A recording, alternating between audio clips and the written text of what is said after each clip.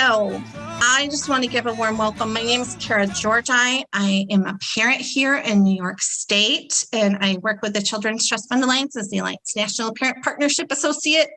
That is a really fancy, long way to say I get to do awesome work with parents around the country, and it is the best, most energizing thing in the world to do. One of the reasons why is because we get to have great opportunities like today, where we get to learn, grow, explore, learn about ourselves, learn about our communities, but most importantly, get an opportunity to network, because networking is what it's all about. So I just want to say welcome. I want to encourage you. I want to know who's here, like in the states. Like, what state are you all joining us from? What's your role? I know we have parents here. We have professionals here. We have friends. We have colleagues. We have people that we might even be related to. Smile, smile, winky face to the person who shared that tidbit. So I just want to know, what is your name, your role, your state? How much representation do we have joining us today? Because we are super happy to just be able to have opportunities to virtually connect across the country and hear and meet others. And I encourage you, this is a network. If you connect with someone today or you resonate, stay connected. Don't let our Zooms be a limitation. Keep those connections going strong. And one of the reasons that I know connections are super important is because of my amazing mentor and supervisor, Meryl Levine. And so I'm going to pass it to Meryl to give you all a warm welcome. So Meryl, take us away. Well, thank you, Kara. And I just want to give a warm welcome to everyone that is here today. For those, it's morning, I guess, in certain places, and others, it's the afternoon. But welcome to all of you. We're so pleased that you're able to join with us in this exciting 8th annual Birth Parent National Network virtual convening. Hard to believe, 8 years already, hosted by the Children's Trust Fund Alliance. Today's presentation is going to focus on racism and anti-racism in the social ecology. We're really, really fortunate to have two incredible presenters, Dr. Charlene Harper-Brown and Kaylin O'Connor from the Center for the Study of Social Policy. They are going to explore the many ways that racism permeates our lives, and also how we can take active anti-racist steps as individuals and within systems. So for those of you, the Birth Parent National Network, known as the BPNN, has become a really important platform today for elevating parent voices all across the country. If you're not familiar with us, it's a dynamic and diverse network with hundreds of parents and organizational partners that work to promote and champion birth parents as leaders and strategic partners in prevention and child welfare systems reform.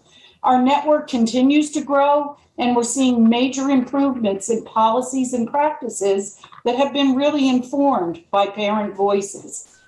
We host a great number of webinars each year, and many of them feature our BPNN members in these webinars. We address important topics such as fatherhood engagement, how to create parent advisory councils, how to support parents in really impacting and improving policies and practices. We're looking forward to continuing to share and learn from all of you who are here in our audience today. I want to express a very special thank you to Casey Family Programs for their amazing support and partnership in this important BPNN work. So thank you to all. I know there's quite a number of Casey folks that are in the audience, and just a special thank you.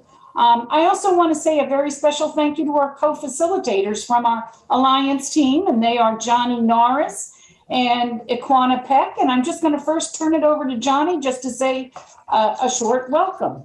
Johnny? Yes, Meryl, thank you. Good morning, good afternoon to everyone out there. Welcome to this amazing webinar. We are about to review here. My name is Johnny North. I'm a birth parent and father mentor out here in sunny San Diego, California. And I hope that everyone gets as much out of this as I have in these last BPNN webinars. Thank you, Meryl. Thanks, Johnny. And Iquana, is Iquana there? Iquana has not been able to join yet, Meryl. Okay, all right. Well, then I think we'll just move it over to Cam to review some of the technology features at this point. Hello, thank you so much for joining us. My name is Cam, and I know a lot of you have been on Zoom for a long time, but these are just some reminders. And if you are having any trouble at all with tech, please reach out to me or my coworker, Emma. Send us a private message, and we'd love to help you out with any problem that you have. So thank you so much, and I'm going to send it over to Kara.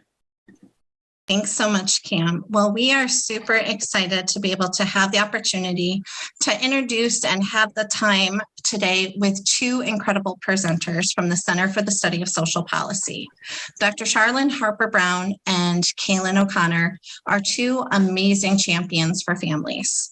Dr. Brown is a senior fellow whose work includes various projects with CSSP, or the Center for the Study of Social Policy's Young Children and Their Families, Systems Change, and Equity, Inclusion, and Justice initiatives. I feel like we're going to learn so much from her wisdom.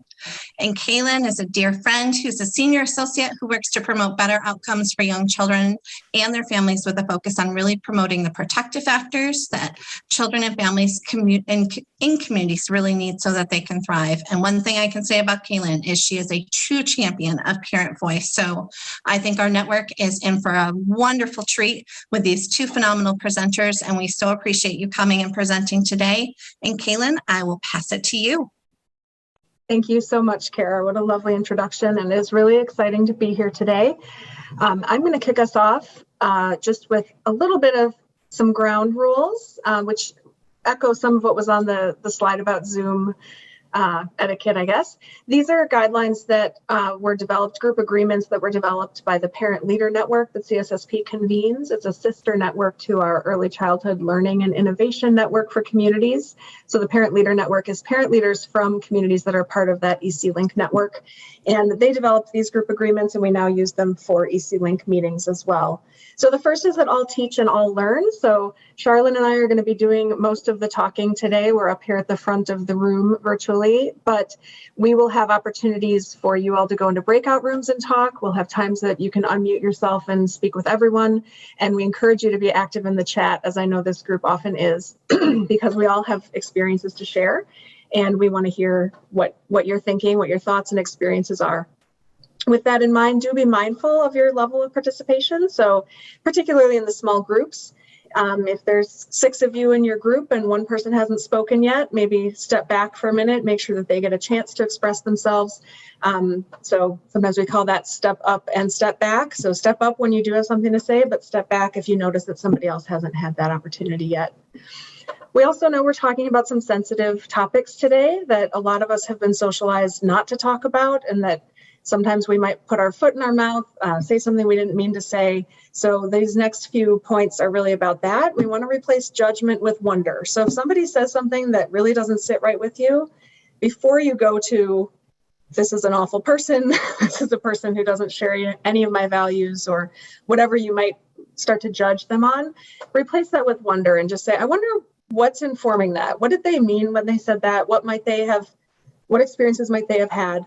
Not to excuse people who are actually saying awful things, but I don't think in this group that we should have that assumption that anyone's coming in with ill intent. And so wonder about where that came from. And then as we're speaking, we need to own both intent and impact. So we know what we're trying to say, I hope. We know what our intent is. We don't always know what impact is going to have on someone else. And sometimes we say something in a way that doesn't reflect our intent and has a negative impact. So we need to acknowledge both that we didn't mean to say it that way, but the way we said it did hurt someone or did give someone a negative impression. So we can't separate those two things entirely. We need to address the impact it had, even if that wasn't our intent. And finally, speak your truth. Your experiences are important. We can all only speak our own truth and our own experiences and what we believe and have learned, but we want to hear that from everyone. So those are ground rules or group agreements. Feel free to add any other thoughts in the chat about ways that you like to think about engaging in what can sometimes be difficult conversations, but are really, really important to have. Okay, so here's what we're going to be doing today. First, Charlene is going to talk about culture and parenting. I'm going to give a brief overview of the social ecological model of human development. Then Charlene will go through an overview of racism and how it shows up across that social ecological model of human development. We'll have some time for small group discussions, and then we'll take a break. Should be right around 2:20 Eastern. Don't hold us to that too closely, but that's what we're aiming for. But so just know you will have a break at that point to do whatever you need to do. We'll have a prize drawing after the break, so everybody will come back. Then we'll get into, I will do an overview of anti-racism and where it shows up across that social ecological model. And we will then have small group discussions again, and we'll do some wrap up and evaluation with another prize drawing at the end. So that's our plan. It's 2.5 hours, but it's going to go by quickly. And like I said, we do have that break in the middle for you to take care of whatever you need to do. All right. Quickly, before I hand back off to Charlene to talk about culture and parenting, I just wanted to say, for those of you who aren't familiar with CSSP, or maybe you only know CSSP as the home of the Strengthening Families Framework, we are a national nonprofit organization. We're based in Washington, D.C. We have about 50 staff members, although many of us, like Charlene and I, do not live in D.C. We work from our home offices even before the pandemic. And we work in a variety of areas. Primarily, we organize them around policy change, community change, and systems change, all working towards our organizational mission of creating a society that is economically and socially and racially just, where all children, youth, and families can thrive. So we talk about taking ideas into action, trying to really learn from the work that's going on, from research and on the groundwork, and helping people who are working in community and with children and families directly to apply those ideas. So that's what we're all about. You can find all of our content at www.cssp.org, and we'll be sharing some links to specific materials as we go. But just wanted to give you a quick overview of who we are in case you're only familiar with Strengthening Families, which is Charlene and my maybe favorite sliver of the work that CSSP does, but just a piece of it. We're going to come back to the culture and parenting piece. I'm going to give a little sneak peek of the social ecological model of human development. We noticed where you were able to ask a question when you registered. Many people asked a question just kind of, what is that? Because we referred to it in the title. And we often just throw that term around of the social ecology. And that is really based on this academic model of human development that was developed by Professor Yuri Bronfenbrenner at Cornell University. He first started publishing about it around 1973. And it really began as a critique of laboratory research in developmental psychology, which was, we've all heard about, the strange situation and these other experiments where parents bring their children into a lab and there's a different, set of stimulus or experiences, and then the researchers are looking at how the children respond. And that's a way that we have learned a lot about psychology and human development, but it takes the child out of context and it takes the family out of context. And it can mean that we're not really learning how real life works, that difference between what happens in a sterile laboratory versus in the real world. So Bronfenbrenner was saying, we need to really look at how children develop in context to understand all the many ways that the child and the immediate family and those around them and the society they live in all influence child development in multiple directions. And he started developing this model, which has now been widely adopted both for research and for real world applications. So you'll see references to the social ecology or social ecological model. And really, it's that idea of, just like we talk about the ecology of the natural world around us, humans are part of that. And when we talk about how the quality of our lives, it's very much influenced by all of these layers of the ecology that are around us. So this is the actual model. I didn't want to reveal it and then stop talking. So the big reveal, here is the social ecological model of human development. You've probably seen various versions of this with the nested circles, the child or individual in the middle. When Bronfenbrenner developed this, it really was with the child as the one in the center, but we often talk about it where an adult or a family is at the center. So this is the model itself. I'll talk about that, and then we'll talk about some of the other versions of it. So we see the child at the center of this model with all of these different layers and arrows in different directions around them. And the first thing I want to make sure we pay attention to is that the child is not just a blank slate in the middle of the circle, right? The child brings their temperament, their health status, their developmental status. There's a lot contained in that little circle in the middle that the child brings that can influence how these other systems interact with them. And so the layer immediately around the child is everyone that the child directly interacts with. And we call that the microsystem. Well, Grunfenbrenner calls it the microsystem. We've gotten a little less technocratic in how we talk about it in adaptations. But the microsystem is who's the child interacting with directly? Their family members, their school or childcare that they participate in, the other kids on the playground, their peers, their religious organization, the doctor they see. That's the child's microsystem. Right outside the microsystem, you see this kind of faded yellow called the mesosystem. The mesosystem is about interactions among all these people and settings that are in the microsystem. So that's about the relationship between the child's two parents. That's about the relationship that the parent might have with the childcare provider, something we talk a lot about in Strengthening Families and in all of this work. It's about how those interactions, and whether they are positive or negative, stressful or stress releasing, how all of that affects then how those individuals interact with the child, and how and their interactions with each other matter for the child at the center of it all. Then we get out beyond that to the exosystem. The exosystem is sort of where everybody within the microsystem has other contacts, but the child doesn't have direct contact. So things like the parent's employment, where the parent works, what kind of effect that has on the parent matters for the child, even though the child, in many cases, never sets foot in the parent's workplace. The extended family and neighbors that the child themselves might not be in direct contact with, but affect the parent's well-being. The school board. So I like that example because a school board makes decisions that matter for every child within their system, even though most children are never going to interact directly with any member of the school board. But those decisions matter and come through the other systems. Then we get to the macro system, which is kind of a bluish purple on here. And that is about the general society. What are the norms? What are the ideologies that our society holds? We're going to be talking a lot about that today as we talk about racism and anti-racism. But what are the attitudes that affect all of these other levels going in, right?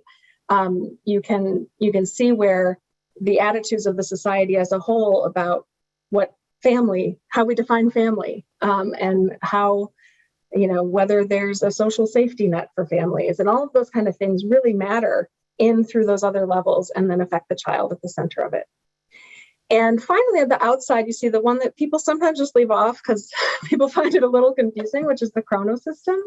This is environmental changes that occur over the life course. And it's that chronos, meaning it's set in time. So one example here I'd say is if you think about two children who were born 10 years apart in the same family, same two parents, maybe even the same house, same neighborhood, same town, their experiences might be different because of birth order, because of their parents' level of comfort with parenting, their parents' happiness in their marriage or relationship, and also other things. So if those two children who were born 10 years apart, one was born in 2010 and one was born in 2020, we know there have been some big things happening since 2020 that mean that younger child has had a very different experience than the first 2 years of their older sibling's life. The fact that they have older siblings matter, but also the fact that we've been in a pandemic and they might not have had as rich a microsystem as their older sibling had because they're not engaging with as many people outside of the family. So the chronosystem is really about time and how progression of time, the child's maturation and development level, and also other things that are happening over time in the world that affect the child's development. Okay, I'm just continuing to talk, hoping that Charlene's going to get back in soon. So when we talk about simplification and easier versions to look at of the social ecological model, one of the ones that you may have seen and that we're really referring to mostly with what we're talking about today is the CDC's adaptation of it. They have a social ecological model for prevention. This comes out of the Violence and Injury Prevention unit at the Centers for Disease Control and Prevention. And it's what they use for their child abuse prevention work as well, where it's just simplified. So you have the individual at the center, and that individual can be an adult as well. You have relationships, community, and then societal issues. But it's that same idea that as you look out across these different levels, they affect each other. And it's not a one-way directional, one directional influence either. It goes across back and forth. So the child's temperament and how that relates to their parents' temperament matters for how they interact and how that affects the child's development. And societal things matter for the child. And over time, we see changes within families affecting how society works, right? So it goes in all these directions. We're going to do a little bit of an exercise just for fun. What I want you to do is go to the Zoom control panel across the top of your screen, or maybe it's across the bottom. I don't know where you have it placed. There should be an option called Annotate. If you select Annotate, then you can click on Stamp and choose a little symbol. So like I'm doing a heart, and I'm going to put a heart right here. You guys see it? And I'm gonna interrupt you for just a second, Kaylin. If you'll find it not on your toolbar, but if you go up to wherever you have it, the green bar that says you're viewing Kaylin O'Connor's screen, next to it is View Options. If you click on that, you'll get a drop-down menu. Scroll almost to the bottom, and then you'll find Annotate. A new toolbar will pop up, and Stamp is like the fourth one over. So click on that, and then you can stamp around. Back to you, Thanks, Kaylin. Pam. I forgot it looks different when you're not in a hosting mode, but I see people are figuring it out. I see these little stamps popping up. Okay, so I'm going to clear what's there and just say, when you think back on your own childhood and think about your family and your neighborhood and how you grew up, where are you in the model? Put your stamp where you fit in the model when you think about your own childhood.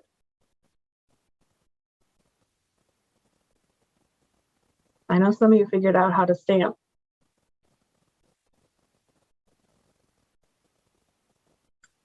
Okay, I'm seeing some pop up in the exosystem, but when we're thinking about yourself as a child, it would actually be there in the center at the child. So you're thinking about yourself at the center and all these other systems around you.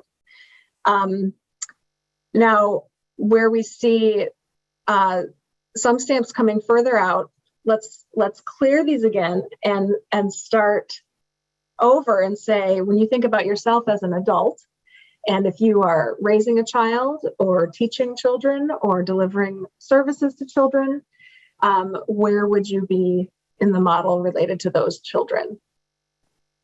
Yes, you're in the microsystem. I see those popping up.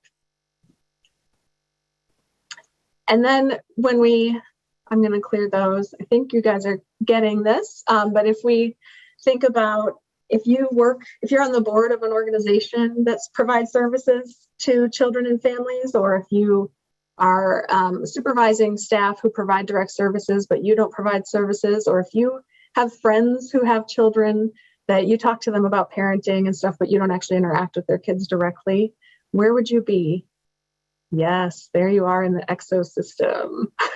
All right, I think we got the idea. One last experiment will say, what about just a random child somewhere else in the United States? So this is a child that lives in your same society, but you have no direct interaction with them. Do you have any effect on their development?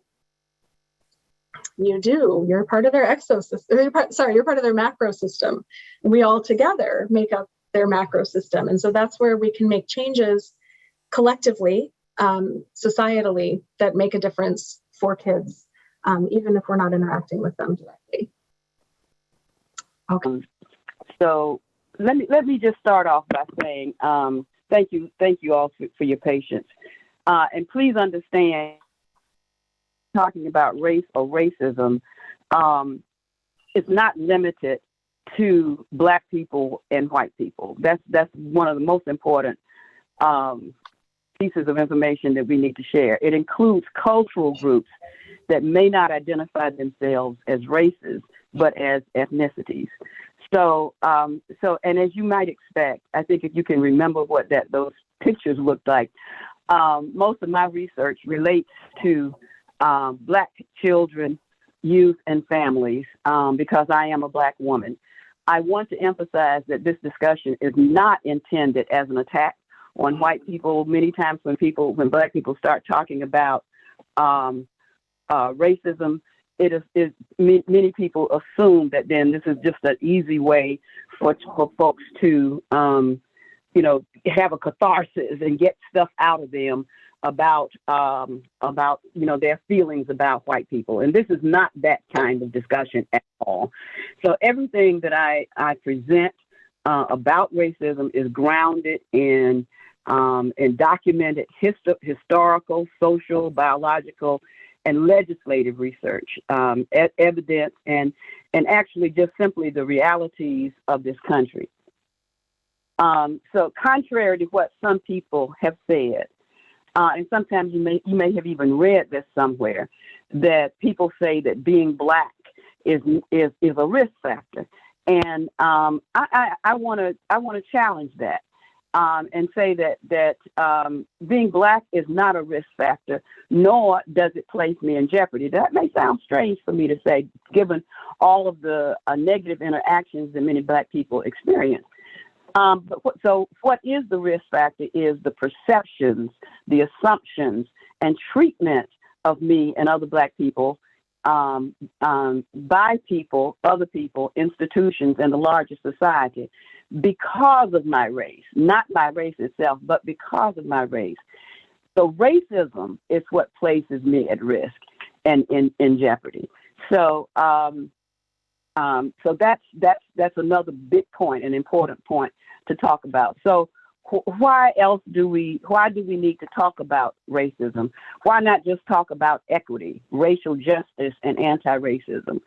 Well, one reason is that in order to enact and sustain an equity, racial justice, and anti-racist approach, we need to understand the historical and contemporary nature and manifestations of racism.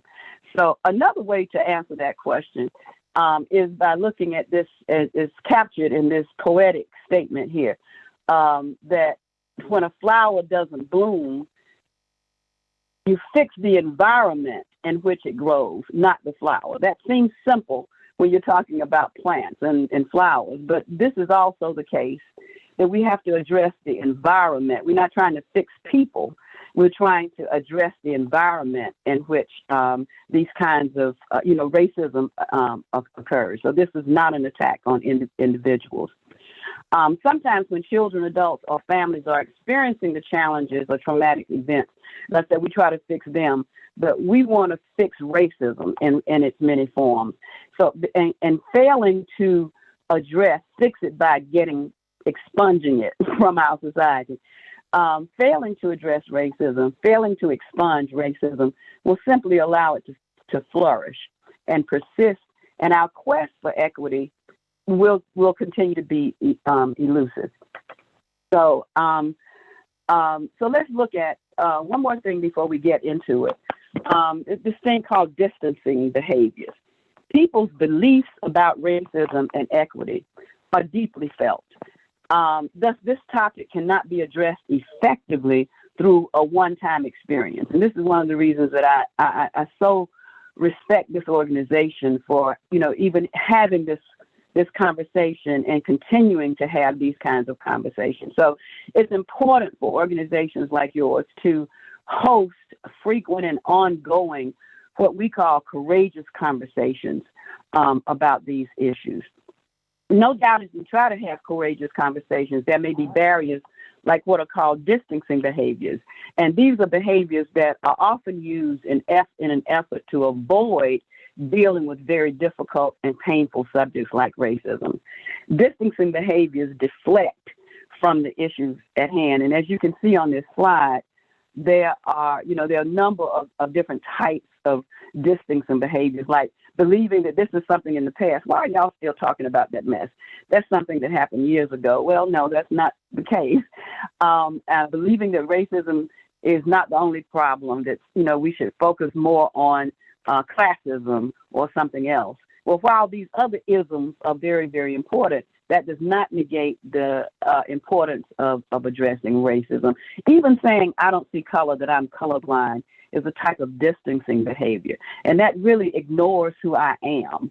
And so we need to not, that's just a distancing behavior. We need to not get caught up in that particular kind of belief system. Distancing behaviors should be called out and addressed. And because, as you see the elephant here on the couch, even though people may engage in distancing behaviors, issues around racial and ethnic inequity don't go away just because we ignore them. They are right there in the room, but we fail to acknowledge them. Or if we do acknowledge them, we just address them superficially. So in order to be active in the effort to achieve racial and ethnic equity, we need to face the elephant in the room. James Baldwin has a wonderful quote. The author, James Baldwin, when he said, not everything that is faced can be changed, but nothing can be changed until it is faced. So all of that is background into this discussion on racism. There are numerous definitions of racism, and one of the things they tend to have in common is a focus on the outcomes of racism, such as how it ends up unfairly disadvantaging some individuals and unfairly advantaging other individuals. The definition I've created and that you see here relates to the conditions, events, and circumstances that contribute to these outcomes, but, the environment that the flower is growing in, and not just at the, to the outcomes. And so I'm defining racism as a complex system of beliefs, attitudes, behaviors, practices, policies, and laws that are born out of the ideology of white supremacy. That is the internalized belief of white people's presumed superiority and entitled power over people of other races and ethnicities. Anyone can hold these ideas. Racism presumes a hierarchy of human values and regards whiteness as the standard against which other races and ethnicities should be compared. And so, fortunately, Kaylin was able to talk about the social ecological model of racism and anti-racism. And so framing racism and anti-racism within a social ecological model promotes an understanding of the multifaceted and overlapping factors that contribute to and maintain racial inequities, which is what I will talk about, as well as strategies that can be employed across multiple levels in order to eliminate racism, address its impacts, and achieve a more just society, which is what Kaylin will talk about. So let's look at these different forms of racism across the social ecology. This first level is what we are calling the intrapersonal or individual level of racism, and we see it in two different forms. Excuse me. Negative, one form is the negative racialized ideas and feelings and attitudes that certain people have or hold. And this is that personal racism, the stereotypical, the prejudiced or biased beliefs and feelings about other races and other ethnicities. And then another form of this, these different stereotypical and prejudiced ideas, is when people accept those racist ideas about their own group. So let me give you an example of that. I submit that Black children and Black youth tend to be viewed, and Black children in particular, and youth tend to be viewed as a collection of negative stereotypes. And I'm hoping that I can't see the screen at all, so I'm hoping that that's what's showing here. And these negative stereotypes that they are threatening, at risk, thuggish, challenging, defiant. These are all words that are used often in media, in classrooms, etc., to describe Black children and youth. Now, and so the fullness of Black children and youth becomes invisible. And so in limiting the characterizations of Black children and youth to these types of negative characterizations, the fullness and potential of Black youth is rendered invisible. And to explain what I mean by invisible, I turn to the best-selling novel by Ralph Ellison that was published in 1952. And if you haven't read that, it's a must-read, even though it's a ancient type of novel. It is still a very relevant type of novel. But it was called Invisible Man. And in this literature, Ellison described a Black man's search for his identity in a racist society that's filled with a multitude of social pressures. He explained that to be invisible means to be viewed as a collection of stereotypes that reflect what society thinks you are. I am invisible simply because people refuse to see me. I find it interesting that young folks this day are talking, when you ask them what's important to them, they talk about being seen. And it just really does speak to this whole notion of being invisible. To be seen, they tell me, means to be acknowledged and validated for who you are, your values, your thoughts, your feelings, beliefs, and experiences, fully and totally. And this is the thing that they tend to say, without judgment, because they expect adults to judge them a lot. So ultimately, being seen, as opposed to being invisible, is an acknowledgement that you matter. And so what I'm suggesting to you is that mattering simply means that you feel that you are important to someone, that people notice and care about you, that you make a difference to someone. And so that's one of the reasons that saying that race doesn't matter, that renders people invisible. And so it does matter. It does matter. And I'm not talking about color. I'm talking about my whole history and reality as a black woman in this country. So being invisible is like, in contrast, being invisible, it means feeling like you don't matter. And when you work with young people, that's a common kind of reaction to them. And so because they are most often viewed far too narrowly, generally the American public neither sees nor accepts the range of complexities of Black children and youth. Thus, the general public is unable to see the depths of goodness and possibility in Black children and youth. Often the American public has a hard time conceiving or denies altogether the notion, for example, of Black intellect as normative. How many times have you heard people, actually seem to be totally surprised that a Black kid is smart, and they assume to be an exception rather than the rule. That's what I'm talking about. So denying the notion of Black intellect is not regarded as normative, as a norm. So negative representations are regarded more as normative, and positive representations are limited to stereotypes. The positive representations that you too often hear about Black children is that they're athletic. They are talented in the sense of, being able to perform, and regarded as atypical. That somebody is so articulate, of course, that seems to be like an atypical kind of a reaction, because there's this very narrow, very negative perception that tends to be this very negative perception about Black people. So many members of our society internalize the negative stereotyping of Black children and youth and apply these ideas to the youth walking behind them on the sidewalk, sitting across from them on the bus or the train, even the Black children looking up at them in the classroom, or the ones we're supposed to even be helping in the kind of work that we do. So these misperceptions are so evident in our public institutions, where adults are more likely to perceive the actions and emotions of Black children and youth as challenging or disrespectful. And so consequently, Black children and youth are disproportionately surveilled, disproportionately accused of wrongdoings, and disproportionately harshly punished.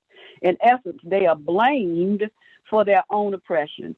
The harsh punishment and violence against them becomes justified. So the typical perspective on Black children and youth then becomes to control and police them. They often see themselves as a physical threat, and so that moves into the next level of the social ecology, the interpersonal or the relational a level of racism. Here we're talking about verbal and nonverbal discriminatory interactions between individuals. And one of the most common forms of this is this thing called microaggressions, or racial profiling, or just any form of discrimination. One of the studies that I've recently read reported that Black youth averaged over high school students averaged over 5 experiences of racism per day. That'd be shocking to me. That either and these forms of racism come in either directly, vicariously, online, or through teasing, and particularly those youth that find themselves in integrated educational context. And this impacts them, has a negative impact on them, and we find many hurt and is showing depressive symptoms related to this.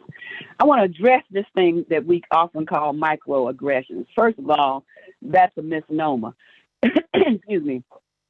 While micro, think of that prefix. While microaggressions might appear to be harmless or even seem like a compliment, like a person telling a person of color, "You were so articulate." That's supposed to be a compliment. They actually contain demeaning hidden messages that often stem from unconscious biases that people hold. And furthermore, there's nothing micro about microaggressions. Microaggressions can have a serious impact. In fact, they're macro to me, if anything. Microaggressions can have a serious impact and should not be dismissed. This next slide shows you something that I just discovered in listening to some youth talking about this thing called promposals. That was a new term to me, but that's why I listen to you a lot. And these things were online. These images that you see here were online, and you see them. Where they're asking a Black person, and again, I unfortunately I can't see it, but you see what they're saying about. I think it was like, "I invited you to come." I can't. Kaylin, can you read it? I can't see it. I can't see them. Yeah, several of them have this reference to if I was Black, I'd be picking cotton, but I'm white, so I'm picking you. Yeah.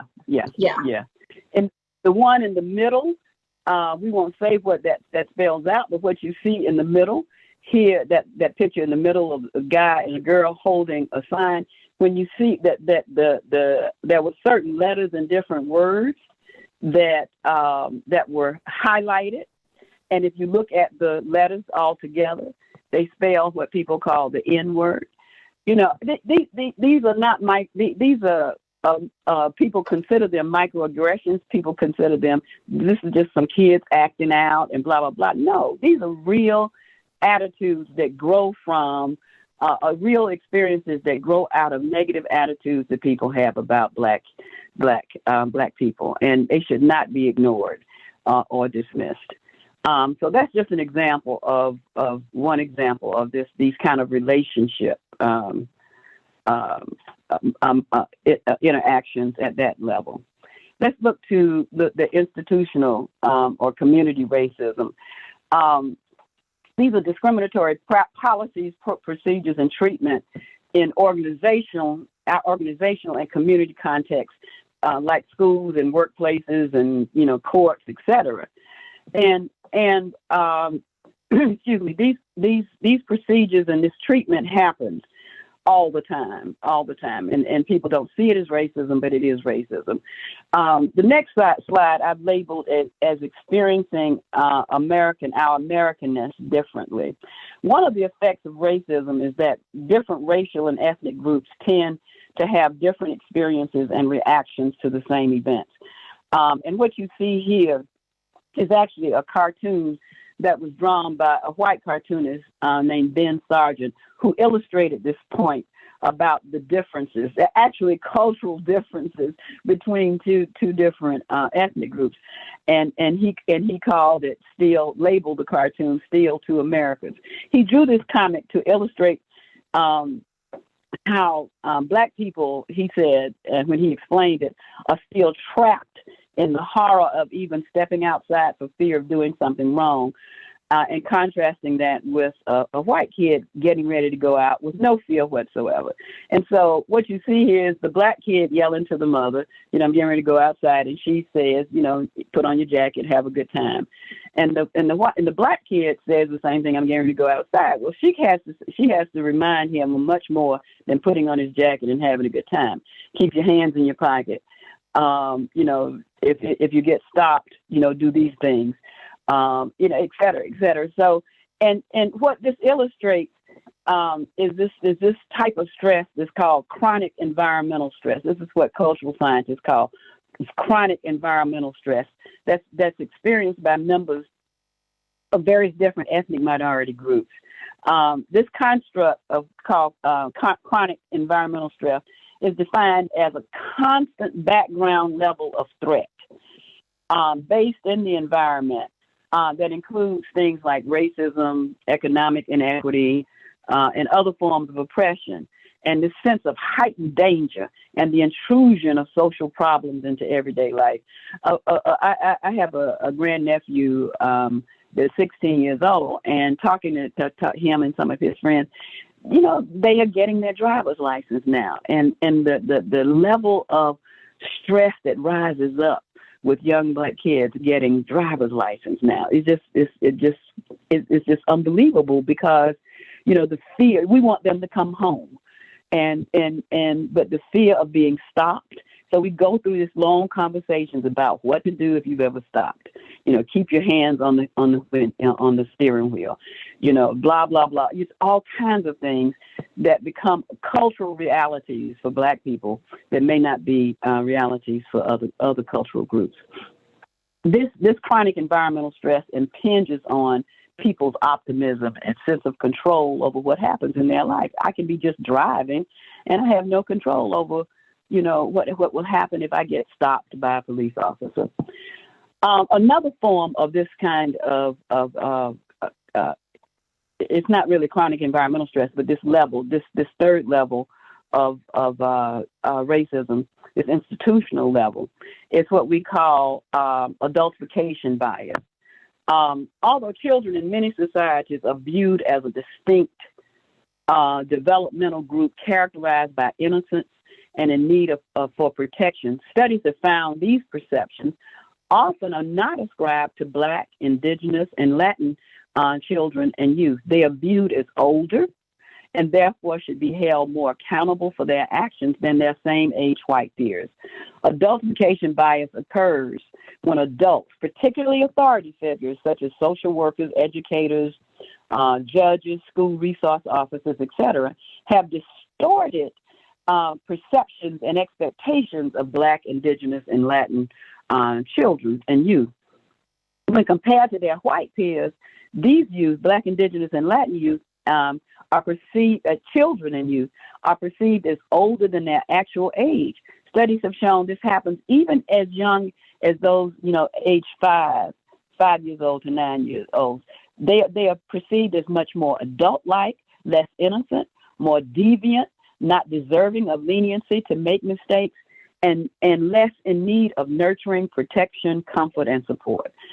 So addressing adultification bias is important because what adults believe about Black, Indigenous, and Latin youth matters in two ways. It matters because their beliefs inform how they treat these youth, as well as what these youth then sort of internalize and believe about themselves. Adultification bias causes the misdeeds of Black, Indigenous, and Latin children and youth to be viewed as intentional and malicious rather than as a result of decision-making skills that are still developing. You know, these brain is still developing as research has shown up until 26. Instead of responding to these youth with sensitivity to their needs and developmentally appropriate supportive services, racially biased perceptions cause individuals and systems to respond in ways that deny Black, Indigenous, and Latin children and youth the protections and humanity that's often afforded to white children. Some people have said that deciding who counts as a child, and then acting on that decision may be the country's most dehumanizing form of racism. Now, I want to be real clear. You may have read something in sociology about this phenomenon called adultification, and that's when children are often forced into adult-like roles within their family before they are emotionally prepared to do so.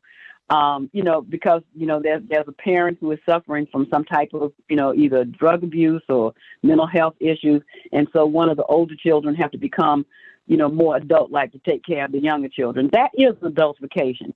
But this what we're talking about right now is adultification bias. So when you add that word to it, it changes the whole meaning here. So this is the perceiving these children differently. Several incidents. I want to give you an example. One of the probably most vivid examples of adultification bias happened a couple of years ago in Rochester, New York.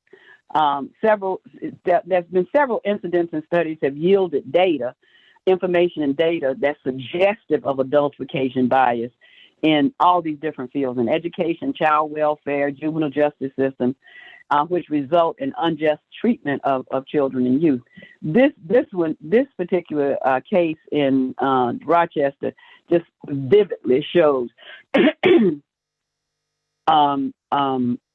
what happens and how people react, and an example, a very vivid example of adultification bias. And I do have this slide. I've almost memorized it, where it says on January 31st, 2020, so this was 2 years ago, police in Rochester, New York released body camera video showing officers restraining a 9-year-old Black girl in handcuffs, then pepper spraying her and pushing her into the cold snow.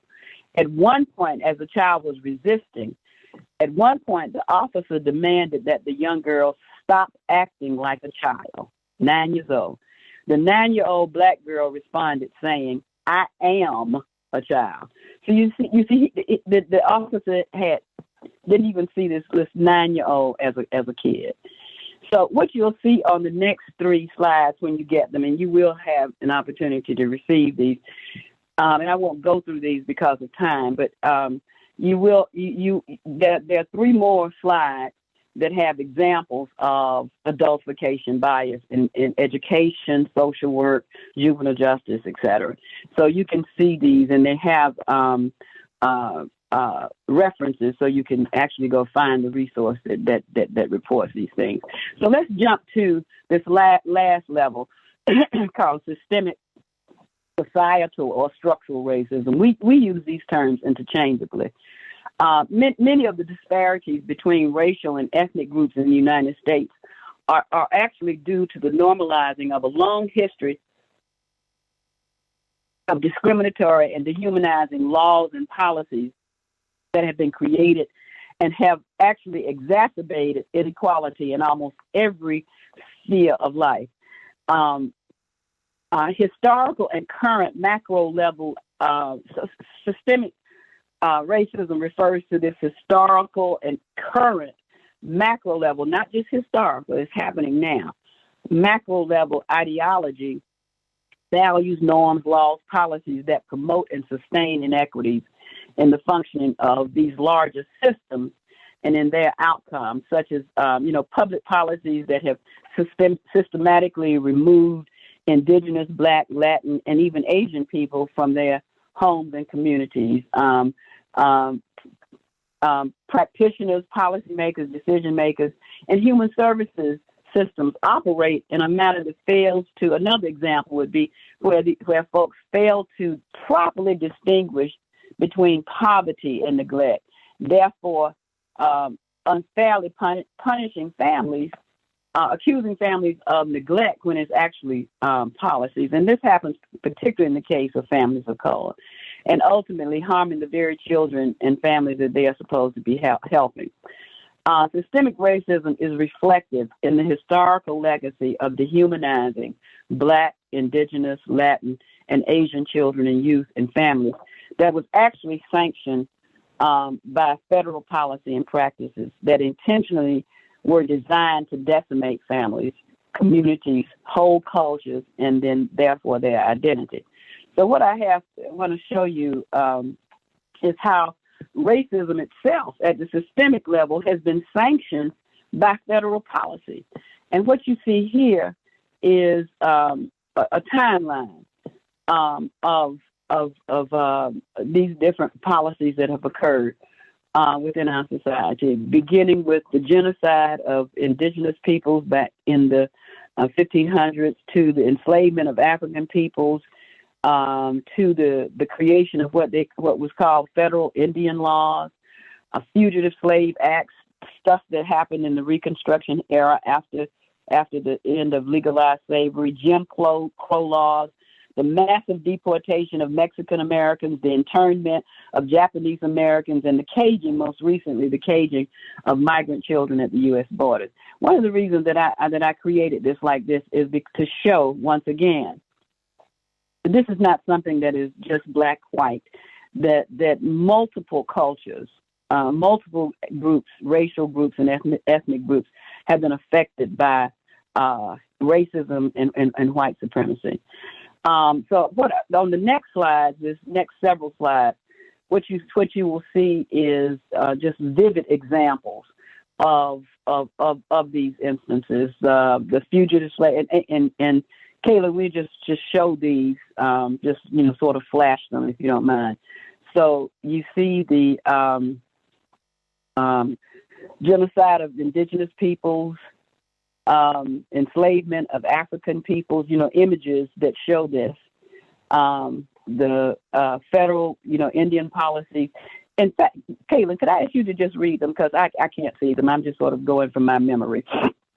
I'm so impressed at how you're going from memory on this. So the federal Indian policies that removed people from their homes and moved them to less land that was not as much in demand at that time.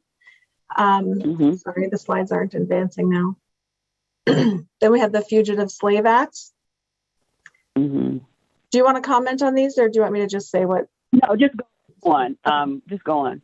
Again, I can't see. Yeah. Then we have the failures of the Reconstruction era, which was a point when there was, in theory, movement towards equality, and yet those failures were very profound and led to the Jim Crow laws in the 1870s through 1968. Then we get to mass deportation of Mexican Americans in the 1930s, where we see immigrants blamed for economic trouble. Yes. Let me add to that. These families, these Mexican families, were torn apart across the country, and about 60% of them were American citizens, but they were deported back to Mexico. And the idea related to this was justified by President Herbert Hoover's administration and others, because they believed that that Mexicans, men, women, and children, were viewed as taking jobs away from white families, and so it was justified by the Great Depression. And then I'll go on. I think, and now I know where we are. From 1942 to 46, in reaction to the attack on Pearl Harbor, it was the policy of the federal government under President Franklin Roosevelt, what am I saying? President Franklin Roosevelt, that children and adults of Japanese descent, including those who are American citizens, would be incarcerated in internment camps for the duration of World War II. And so that the forced relocation of thousands of Japanese Americans was the height of the federal government's long history of racist treatment of Asian Americans. And I think the others are more recent. And then, as I said, the internment of, caging of the Mexican children at the borders probably is the most recent. That was a federal policy and the most recent example of that. So when you get the slides, you can see this more vividly and see how federal policy has served as a major mechanism of systemic racism. Now, why is it important to know about these? It's very important to know about these historical events because we know too well that history can repeat itself and that the past informs the present. But so we should keep in mind this statement by Maya Angelou that says that history, despite its wrenching, I think I can remember, history, despite its wrenching pain, cannot be unlived. But if faced with courage, history need not be lived again. And so we need to remember, that's why we need to know what our history was about and is about. This last slide, and then I'll stop, is a list of resources that I hope you will check out. And these are resources related to fighting institutional racism at the front end of child welfare systems. The list on the right are handouts that were developed by the Center on the Developing Child at Harvard University that talk about how racism can affect child development, confronting racism to open up children's potential. That it speaks directly to the kinds of the impact that racism has on young children. It looks at racism in medicine, and social and behavioral determinants of toxic stress. And then at the bottom of this slide are many professional organizations have gotten on the bandwagon about making statements about the importance of understanding and combating racism. And these statements are really, really quite powerful. The thing that we want to make sure of is that they live up to these national organizations live up to what they're saying in these statements. But it would be very interesting for you to go back. The National Association of Social Workers, the American Psychological Association, the American Public Health Association, the American College of Physicians, and the American Academy of Pediatrics have all issued these statements. And so now it's important to read those statements and to also hold them accountable to that. So I'll stop with that. Okay. And I will go ahead and pose these questions since I know you can't see them on the screen right now. Yeah. So we want to take just a couple minutes to see if anyone wanted to share reactions about what's resonated from the presentation so far, particularly if anything you've heard today changes how you think about racism. And if a couple people want to respond now, we are then going to send you out into breakout rooms so that everyone has a chance to discuss these questions. But if anyone wants to jump in now, you could talk for a minute or two. You can unmute yourself. And we would love to hear what you're thinking.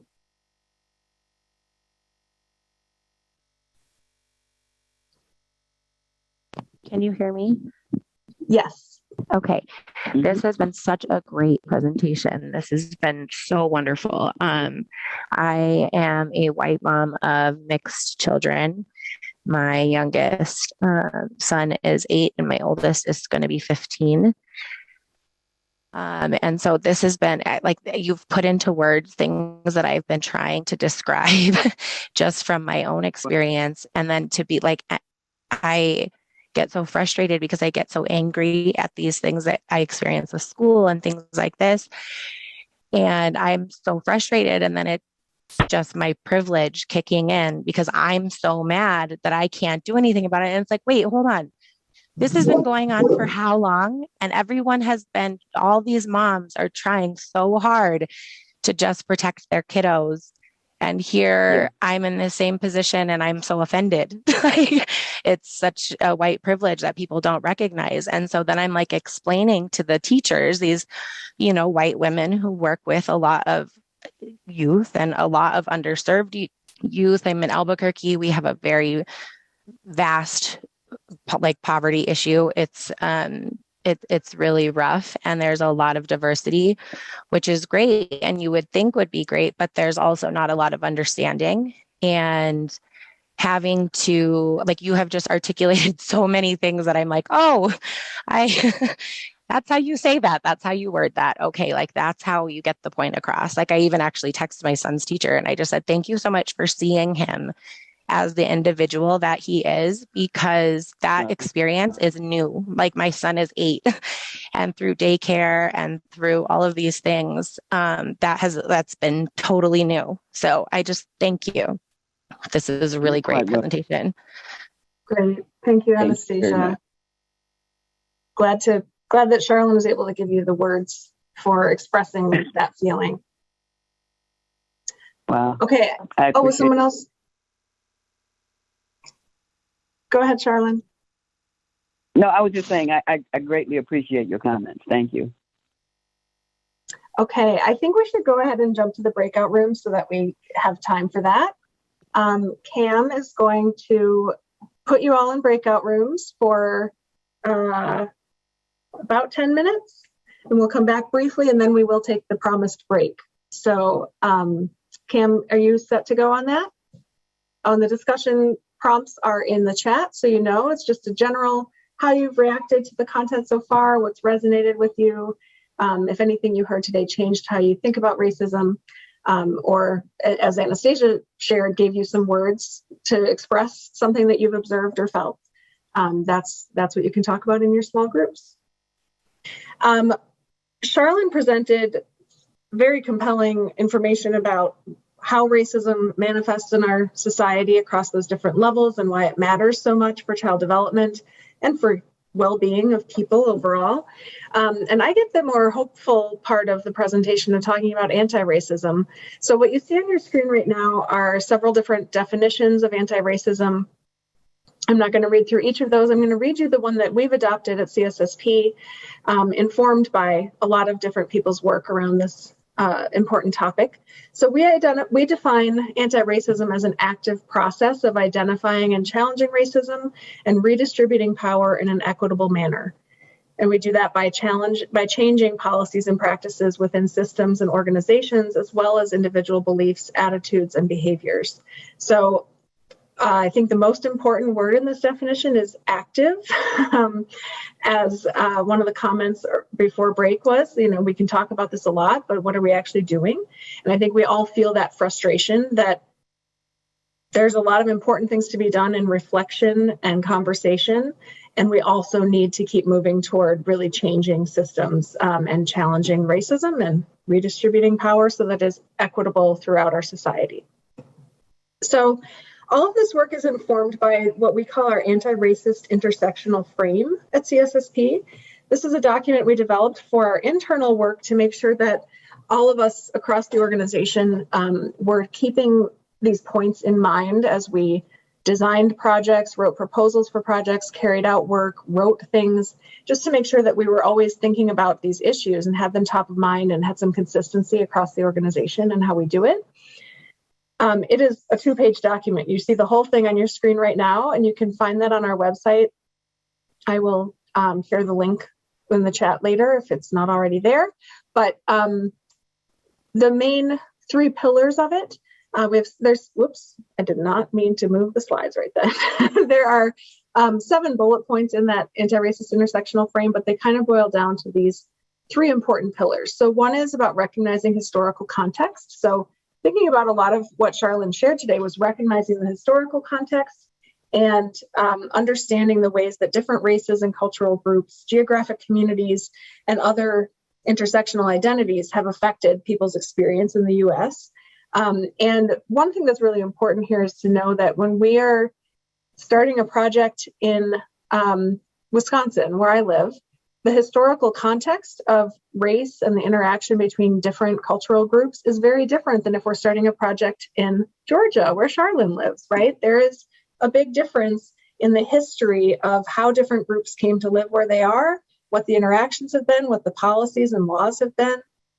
And so it's really important to understand that before you start to try to propose solutions or changes, to really understand the historical context. The second piece here is appreciating the holistic human experience and using intersectionality as a tool to understand human identities and social issues. So we know that none of us are defined just by our race or ethnicity.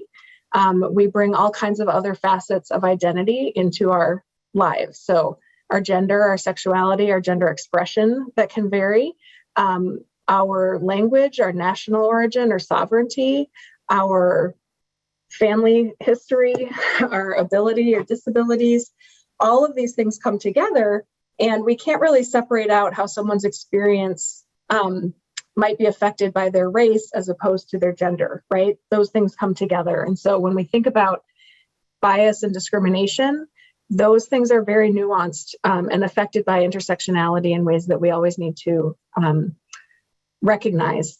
And also by appreciating the holistic human experience, we mean truly appreciating it, that everyone brings their unique set of identities and sits at intersections of different types of systems of oppression and opportunity.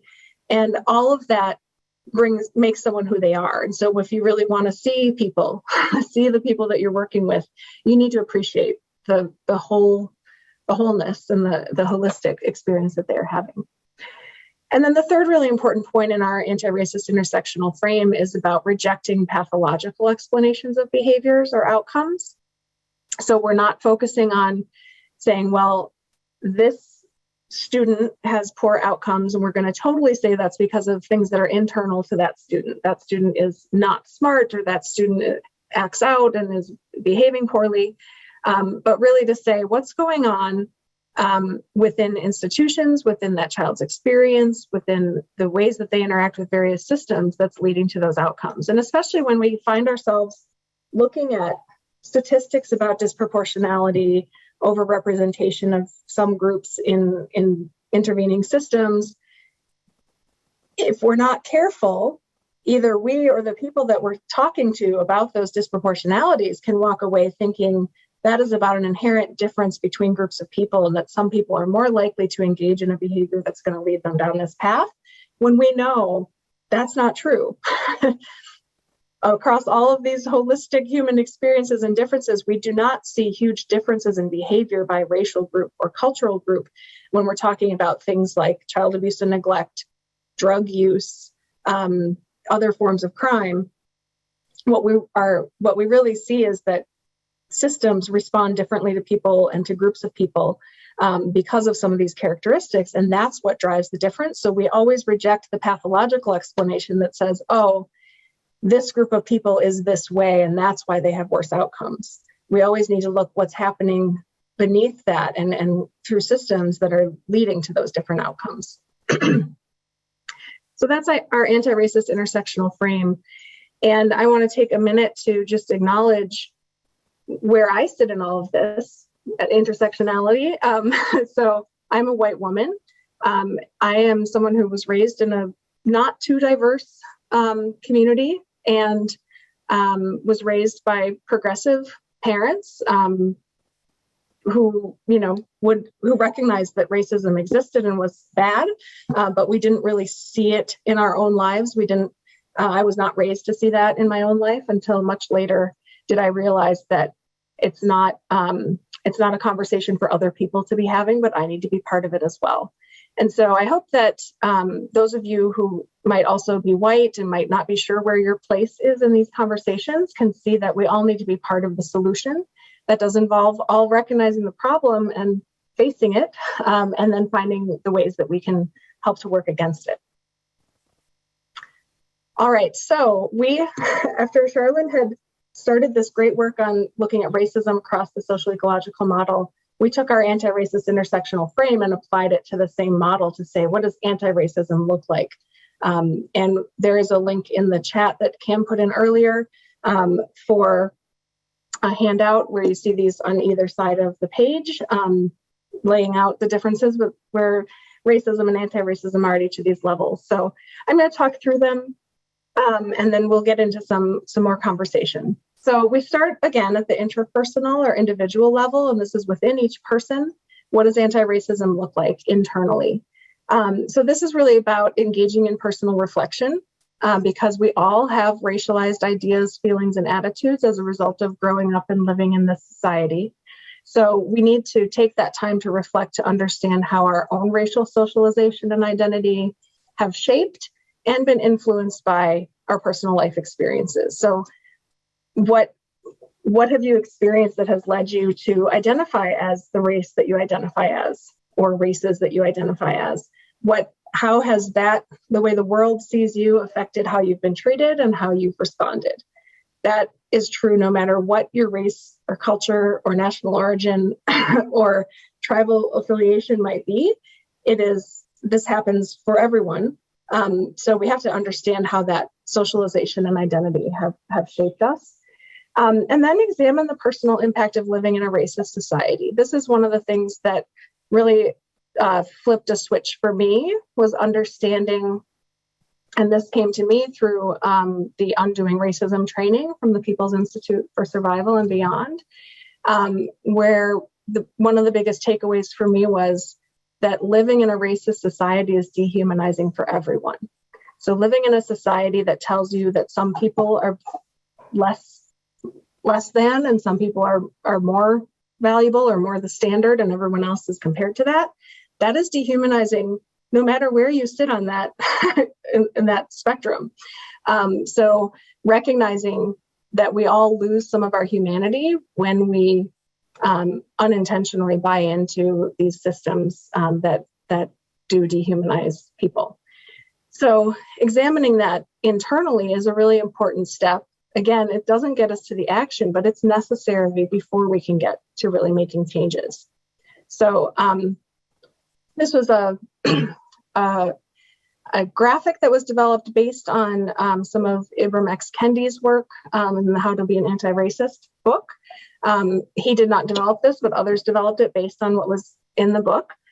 So when you're looking at becoming anti-racist for yourself, you need to move through where many of us might start in a fear zone of like, I don't want to talk about this. We're using some of those distancing behaviors that Charlene talked about at the beginning of this presentation, that we just kind of stay in our comfortable space and we don't want to think too hard about it and we're not going to engage. Then we move into the learning zone, where I hope a lot of you are, because you signed up and showed up today to at least be ready to be thinking about this, recognizing that racism is a current problem, seeking out those uncomfortable questions, understanding the privilege that might be part of ignoring racism. And I will say that is primarily something that white people engage in this society, but there are plenty of people who do not identify as white who still are able to ignore racism to some degree, who need to understand, can reflect on how that works.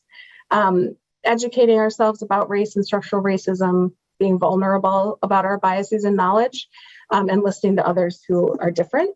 And then moving into the growth zone, which is where we can really start to make changes. So speaking out when we see racism in action, promoting and advocating for policies and leaders that are anti-racist, educating other people. I like this statement towards the bottom of, I don't let mistakes deter me from being better. So we're going to make mistakes along the way, but if we're in that growth zone, we can recognize the mistake, apologize if needed, and get keep moving forward. So I'm going to leave that on screen for a second and just check on the chat there. Okay, so next we move into the interpersonal or relational level. And here our anti-racism is reflected in verbal and nonverbal interactions between individuals that are characterized by appreciation for each person. Really, I love that phrase of seeing someone, having them feel seen, because we appreciate their unique identity, experiences, and perspectives. We are not making or acting on assumptions based on what we might think their race or ethnicity or national origin, gender, sexuality, or disability might be. We are letting them tell us who they are and how they identify, and recognizing and appreciating their experiences. And then we have a willingness to apologize or make reparations for harm caused. So in interpersonal relationships, there will be times when you say something that unintentionally is a microaggression that you didn't realize was an inappropriate thing to say. And you can recognize that, you can learn from it, you can apologize. If, depending on the situation, make some reparations to address harms that could have been caused by something that you said or did in that interpersonal relational space. And so here I like to share this graphic about reading the signals for allyship. So listening when people of color, that's not a phrase that we usually use, but it's on the graphic, POC. Listen when people of color are sharing experiences. Amplify the messages of people of color so that their thoughts and ideas are heard in their own voice. So it's not you claiming that perspective as your own, but saying, this person said this. And speaking up when you witness injustice or have an opportunity to educate or advocate, so you don't shy away from those opportunities. All right, moving into getting more towards the structural level, we have institutional and community. What does this look like? And I know that we have people who are in a lot of different roles here. So some of you might be able to think about this in terms of institutions that you work in or have a lot of influence in. Others, you might just be thinking about your community and institutions or entities where you are a participant or a leader. So filter this through where the context that you're in. But when we talk about anti-racism at these levels, it's about recognizing and eliminating those discriminatory policies, procedures, and practices that are in place that we know exist, so that we can create and sustain equitable access to power, privilege, opportunity, and resources. So this is where we want our settings to be accessible, welcoming, and affirming to all, which is kind of a baseline, right? That, like, from physical accessibility to people feeling welcome when they walk through the door, that our settings, we're paying attention to all of that. Then really getting a little more concrete is getting into assessment of policies, procedures, and practices that lead to disparate outcomes. So we don't just say, looks like there's some differences in outcomes there. That's too bad. Or blame it on, say, well, kids are coming to school not ready. That's a preschool problem. We're in the school, so we're just going to move on. Really looking at what is going on that's leading to those disparate outcomes and what can we change so that will be different. Looking at adoption of new policies, procedures, and practices so that we can replace those harmful ones, counteract them if they're in place. So if we are dealing with, we are in a system. Actually, I'll give a concrete child welfare example here, because I know several people in the questions registering for the webinar asked about, like, what can child welfare systems actually do that would change the disparities that we see? And one issue that we often see is that some of the most significant disparities in child welfare systems come in who gets reported, right? So it's the referral calls that come in that have these really huge disparities. Then that moves through the system, and in terms of more harsh decisions being made at each point in the process, you end up reinforcing those disparities. But what are you doing at the front door? What are you doing about the fact that referrals are coming in that are disproportionately about children of color or families of color? So even though that's not an issue for that, the problem is not happening in the child welfare system, the problem is happening in who's coming into the child welfare system. That is still the child welfare system's problem to deal with.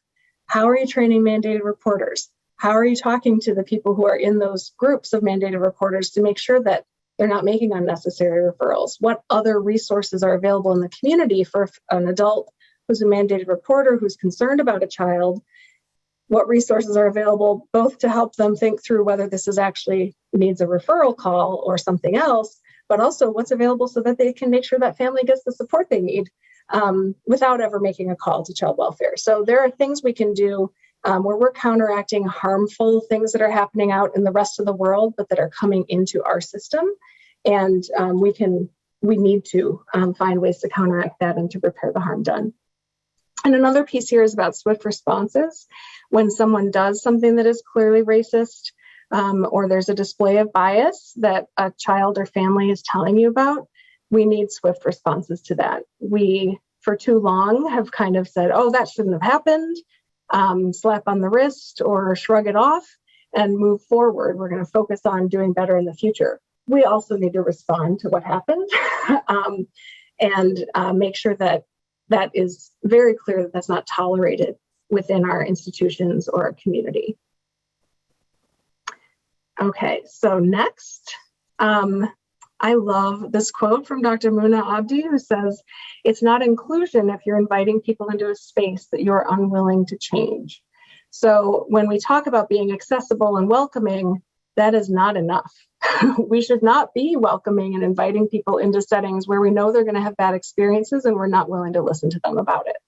So we need inclusion, but only inclusion that also is oriented to be able to make changes so that, and speaking to the Birth Parent National Network, I'll say this is something we see a lot with parent leadership, right? We have organizations that say, yeah, of course we want to have a parent advisory council, and we're going to invite these people to be part of it and tell us what's going well and what they'd like to see different.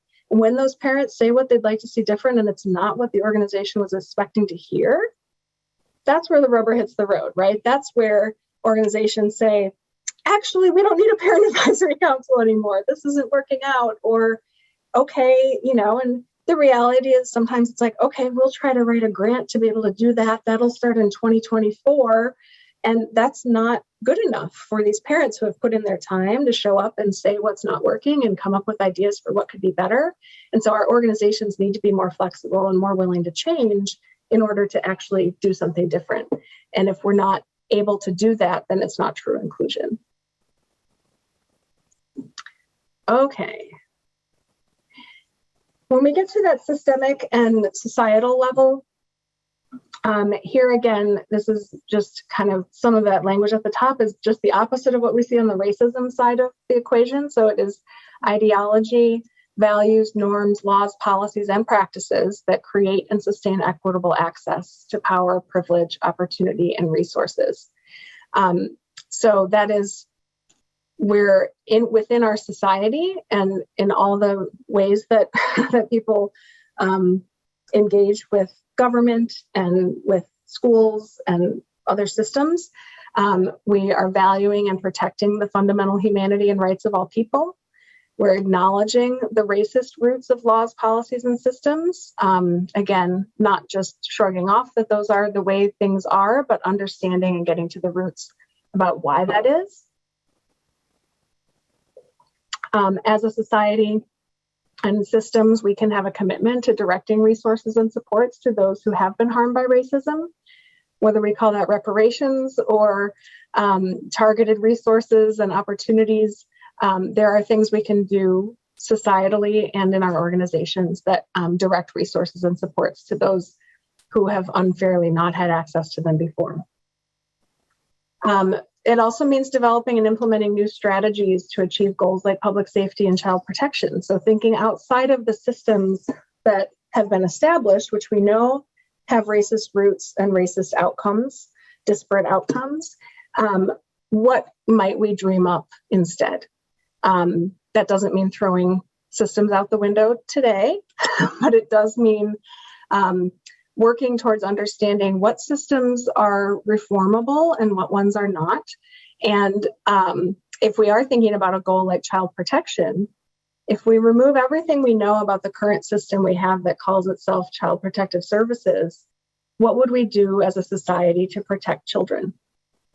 It may or may not include the system that currently exists in some reformed setup, but we can at least think creatively about that and think about what we can add that would achieve a goal like child protection, and then simultaneously, or alongside others who are working to change those systems themselves. And finally, really critical is having leadership by and alongside individuals and communities who have been harmed. So it's not that there is not a role for those of us who have not been harmed as much by these systems, but leadership needs to be in the hands of people who have been harmed by systems or members of communities that have been harmed, and it's certainly not always that there's not a white person at the table, but that it is in partnership and shared leadership, so that people who have been affected are the ones who are leading the charge to make things better. And here, I like to share this photograph from a protest of someone's handwritten sign that says "Everybody versus racism." This is not about one group versus another. It is about counteracting this system of racism that infiltrates every level of our society, and all of us need to be part of that conversation and that fight in order to change things. Okay, so what does anti-racism look like in practice? It's a commitment to ongoing learning and long-term transformation. So being part of conversations like this, I love that I'm seeing some names in the chat who have been at previous presentations of this, where we keep adding and growing what we're sharing, but it's also just a chance to re-engage with it yourself. So I love seeing repeat participants in this content. But there's always new ways, new books to read, and speakers to listen to, podcasts to listen to, documentaries to watch. There's always more to learn. Anti-racism needs to be a core value and involve intentional, meaningful action. So not just a core value, but something that you're acting on. Again, examining those historical roots and the contemporary manifestations of racism. We can talk a lot about this at a big picture level, but in your community, within the systems that you work in, you need to understand those historical roots and what's happening right now. And it might be different from one town to the next, but certainly when we look across the whole US, there are huge differences. Identifying the racist roots of various policies. We have a policy team at CSSP that has done some excellent work on this, looking at the racist roots of family separation, which includes CPS, immigration, and criminal justice, all of which separate families and all of which are rooted in a lot of the same racist thinking from when those systems were established.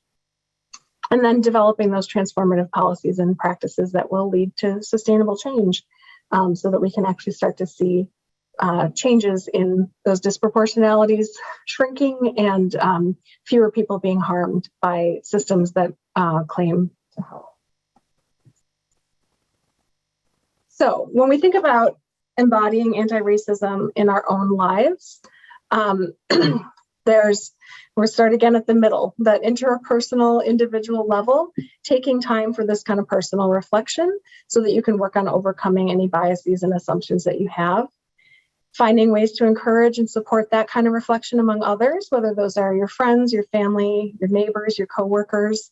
I know there's been some cynicism about all the book clubs that were started in 2020 when people a lot of people woke up to the importance of this work, perhaps for the first time, or kind of took it more seriously for the first time.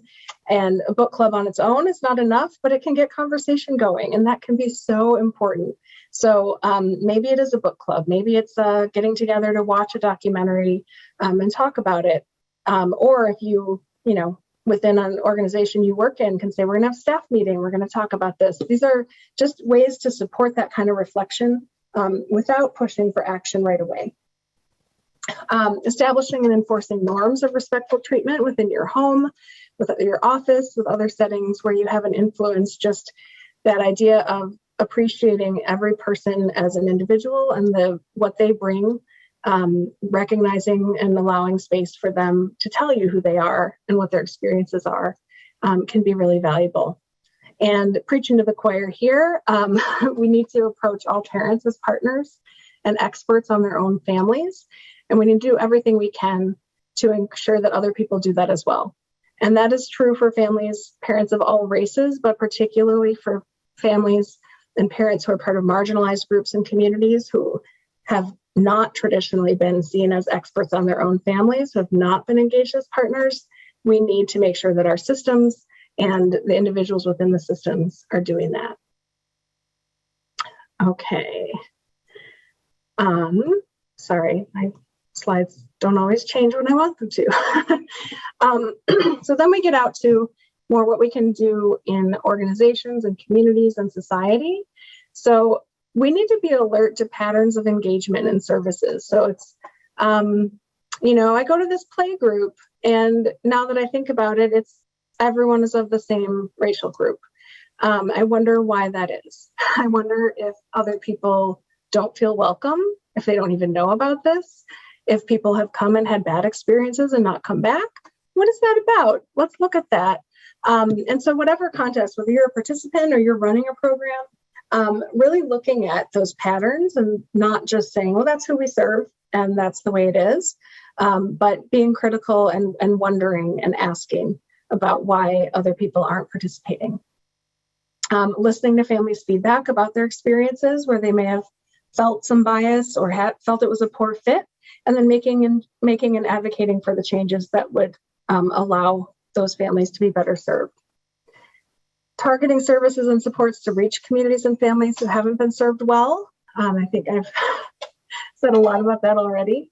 Addressing harm done by a program or system in which you have some influence, and then advocating for policy and systems change that would lift up all families to improve circumstances for everyone.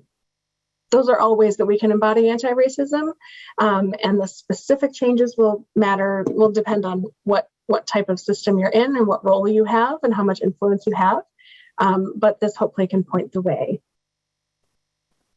So we have a quote on the screen from Angela Davis, and I believe Charlene is with us if you want to share a little bit about this quote. Okay, certainly. Just as a personal piece of history, in 1970-71, when I was a senior in college, back when the West was one, that sounds like. But one of my most memorable moments was being stopped by the Georgia State Patrol when Angela Davis was a fugitive, and I had the big afro, and I mean that big afro. And so getting stopped and being confused with her. So I've always followed Angela Davis's writings and history. And I just thought that this reminds me so much of the first thing in anti-racism that Kaylin speaks about, is that change has to come from within. It has to be a part of become a part of who you are. So to put it in her words, in Angela Davis's words, I'm no longer, this is like a spinoff, a paraphrase of the Serenity Prayer, portion of the Serenity Prayer, where she says, I'm no longer accepting the things I cannot change. I'm changing the things I cannot accept. And I think that's pretty powerful, and just, summarizes that first step in becoming an anti-racist human being. So thank you, Kaylin, for all of that. Thanks, Charlene. Mm-hmm. So what we're going to do now, I think we have a little bit of time to do this. We are going to go into a Jamboard to think about one anti-racist thing you could do that you haven't already been doing. And I'm actually going to show it on my screen in case anyone isn't able to get there yourself. So if you click on that link that's in the chat now, you can go into the Jamboard, and what you'll see is if you can toggle through the different screens. So you can take a Post-it note, write a sticky note, and put it on the page, whether it's something at the individual or interpersonal level you could do, something at the relational or interpersonal level, institutional or community level, or the systemic or societal level. So you can flip through at the top, write a little Post-it note for something that you want to do, And I'll call out a few things as I see them getting added, and then we'll send you out into breakout rooms to talk about the thing that you want to do. Okay, looks like the link wasn't working, but Cam just put the correct one in. Thanks, Cam. Okay, so folks know how this works. You can click at the top to go to the right page, and then you can just click on your sticky note. I'll wait a second to see what comes in there. And if you can't figure out how to get there, if you want to look at the questions and drop an answer in the chat, I can put it on a sticky note for you.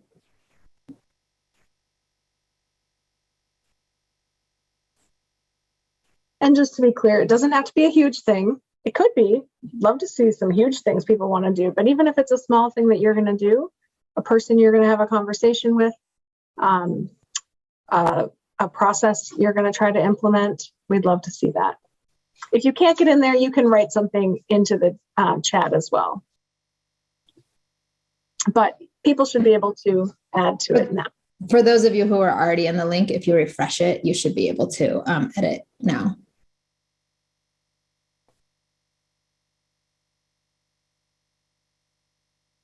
Okay, I see Post-it notes starting to come. So taking time to reflect and learn more, studying, learning more, continued personal learning and self-reflection. So those are coming in on the individual, intrapersonal level. And I know sometimes people can't find that way to get to the other levels. You can just scroll at the top of your page. There's little arrows if you want to get to one of the other levels. And I see Marquetta wrote in the chat, continue to look within to determine if I have prejudices and biases. Yes, so important, doing that reflection.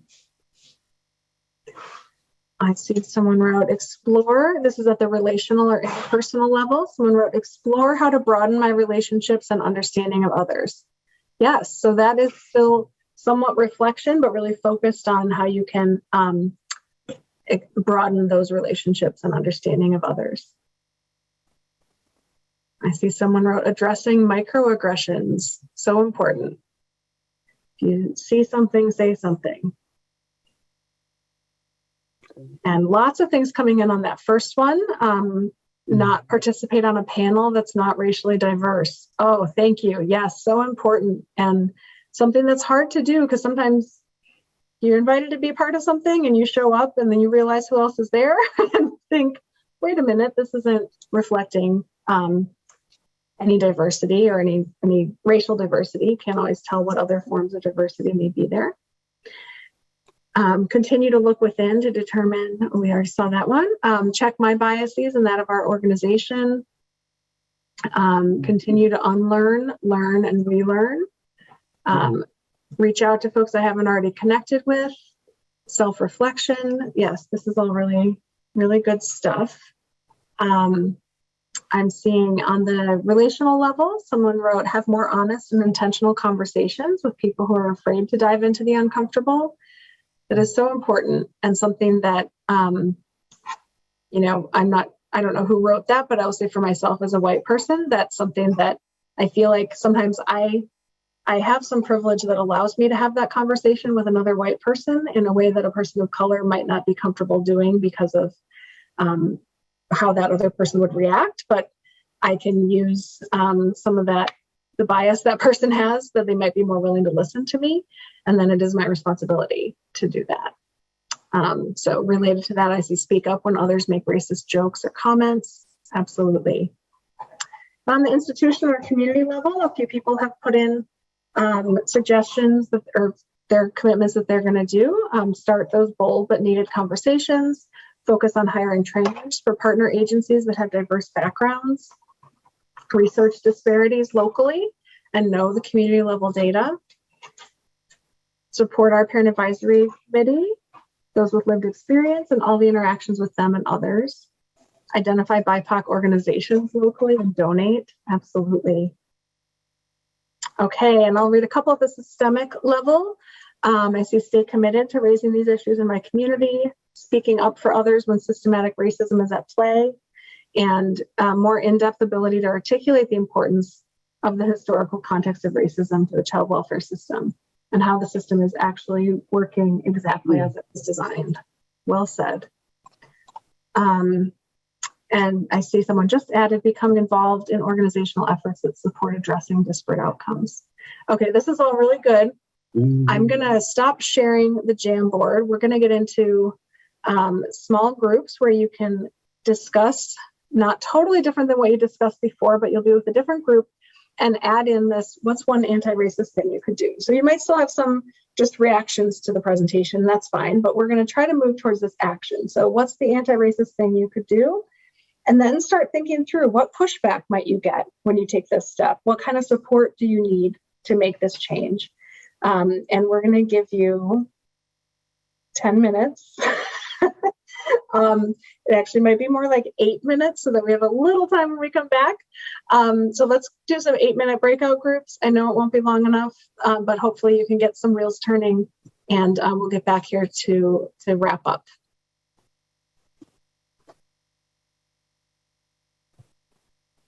Okay, you should have the invitation to the breakout rooms. And Cam just put the questions in the chat so you can see them. We don't have but a few more minutes left, but if we did want to see if anyone had any anything you wanted to share out of your group or any questions that you might have for either me or Kaylin. Just take yourself off mute and jump in.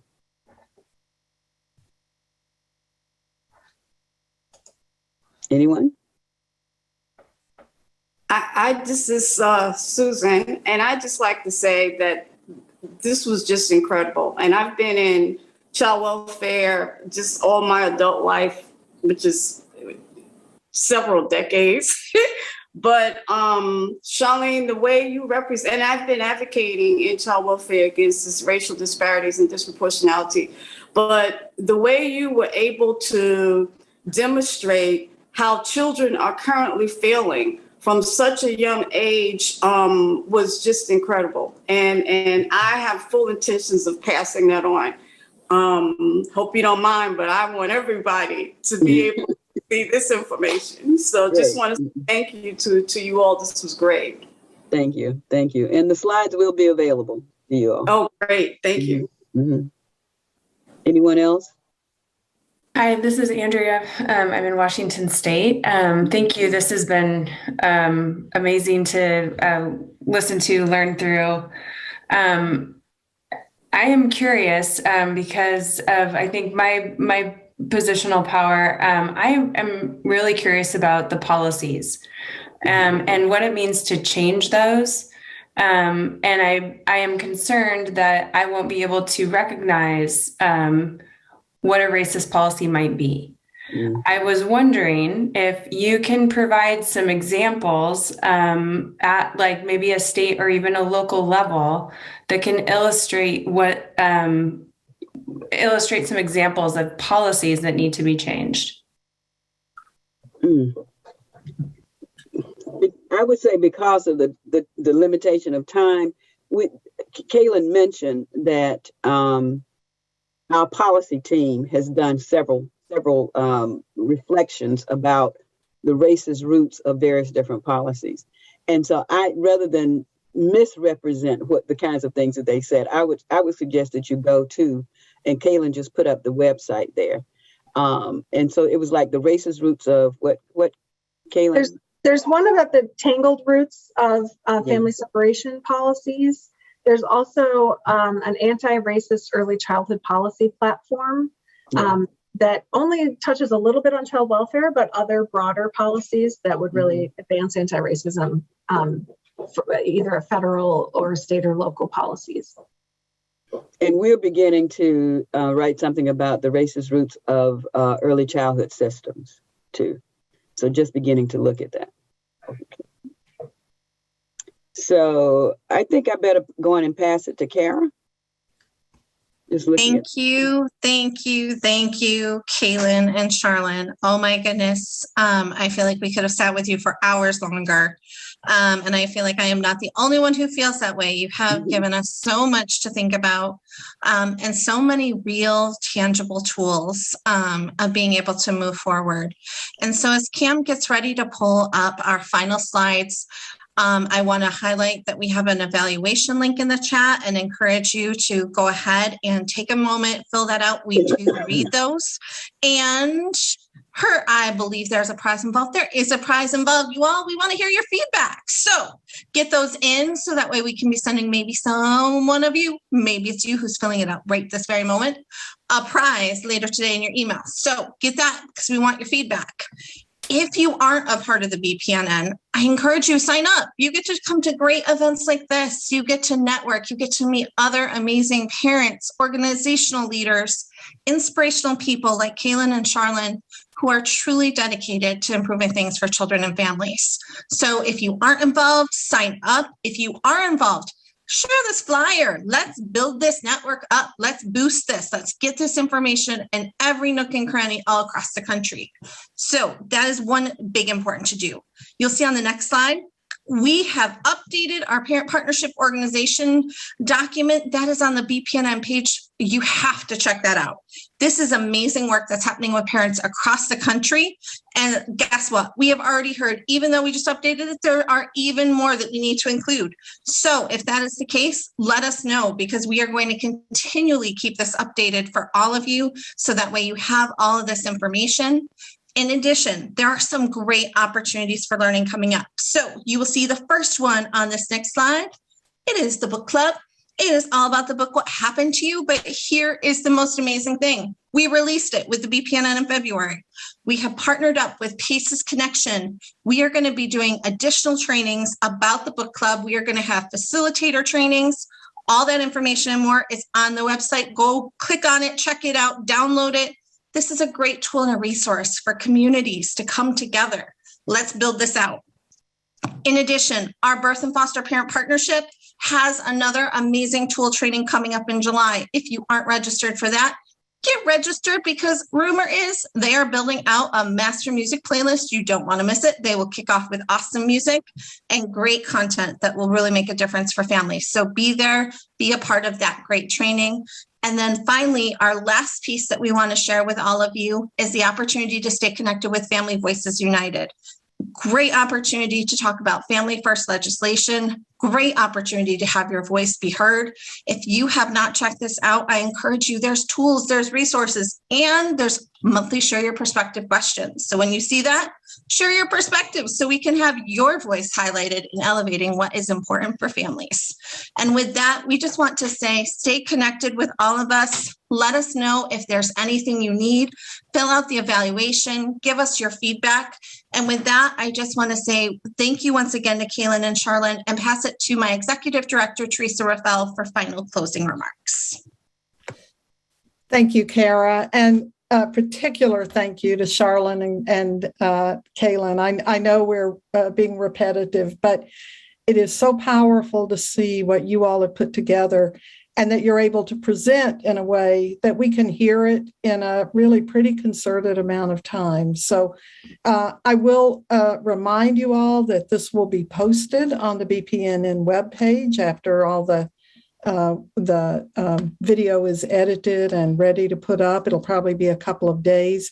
But if you go back to your organization or your friends or your family and you have new ideas and you want to make sure you have support from those folks in implementing your new ideas or even in helping you continue to think through how you might want to make changes, they can go on the website and look at it so that you don't have to do all the background explaining that Charlene and Kaylin did so beautifully.